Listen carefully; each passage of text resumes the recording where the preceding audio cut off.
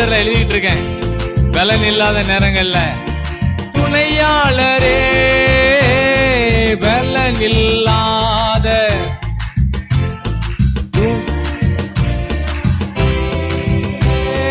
சொல்லொன்னா பெருமூச்சோடு ஜெபித்திட வாருமையா. கை வைத்து பாடுவோம், எல்லாரும் கை அசைச்சு பாடலாம். ஆமென். ஜெபித்திட வாருமையா, ஆட்கொண்டு எங்களை ஃபயராக்கோ,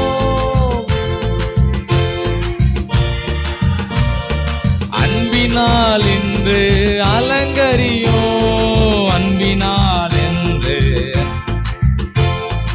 ஆவியான எங்கள் அன்பு தெய்வமே,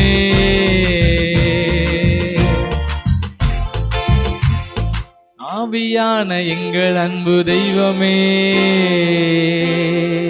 அடியோரை ஆட்கொண்டு நடத்துமே. அப்படி முடிக்கணும். ஆமென். லெட்டர் எழுதி முடிக்கும். எப்படி முடிக்கணும்? தங்கள் அன்புள்ள ஆண்டவரே பார்த்து செய்யுங்க, சுகம் தாங்க, விடுதலை தாங்க. கவர்மெண்ட் வீட்டுக்கு போகும்போது நல்ல செய்தி வரட்டும். அதில் போய் மரியாதைக்குரியலாம் கிடையாது. அன்பான மாணவன் எழுத மாதிரி உங்கள் பிள்ளை ஆண்டவரேன்னு கடைசி எழுதி முடித்து ஒரு நன்றியும் போட்டு அவனை போடணும். அதில் தேங்க்யூன்னு போடணும். ஆண்டவர் பாடல் பாடி முடியும் போது சுகமாக முடிக்கணும். ஆமே. நான் ரெண்டு குறிப்பு எழுதி கொடுத்துருக்கேன். ஒன்று என்னென்னா, என் மனசை என்ன பண்ணியிருக்கேன், ஃப்ரெஷ் ஆக்கிருங்க ஆண்டவரே. மனசை ஃப்ரெஷ் ஆக்கிருங்க, புதுசாக்கிருங்க. இன்னொரு ஜெபகுறிப்பு என்ன எழுதியிருக்கு, பலன் இல்லாத நேரங்களில், ஒருவேளை பலன் இல்லாமல் இருக்கும்போது உடனே என்ன பண்ணிருங்க, இயேசு கிறிஸ்து சிலுவை பாடுகளோட அவர் ரொம்ப டயர்டாக இருக்கும்போது தூதர்கள்லாம் வந்து பணியோட செஞ்சாங்களாம்.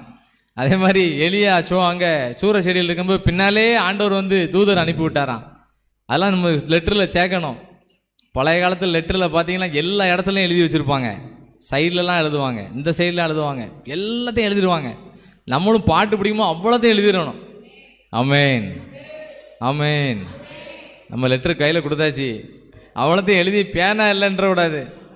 பேனாலாம் நம்ம கை தான் பேனா, ஃபுல்லாக எழுதிட வேண்டியதான். ஆமே. ஆவியான எங்க கை தட்டாம பாடுங்க. ஓ அடியோரை ஆட்கொண்டு எங்கள் ஆவியான எங்கள் அன்பு தெய்வமே.